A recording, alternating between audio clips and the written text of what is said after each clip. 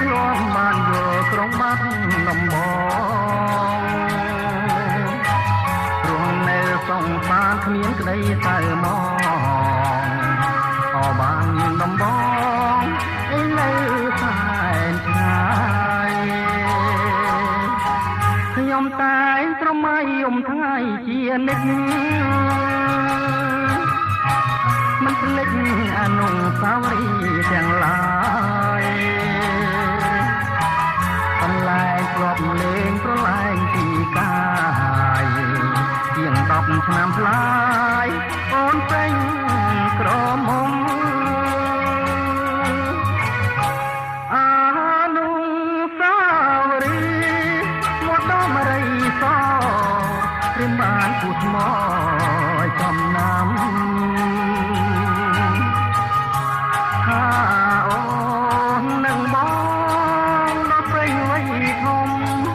សូមពុកម៉ែផ្សំគុំជាគូក្រងឥឡូវបើវាយបងចាំតែឈ្មោះតែរួមសម្រងព្រលឹងមានបងតើត្រង់យ៉ាងណាដែរទៅនួនល្អអបានដំបងគូក្រងខ្ញុំនៅឯណា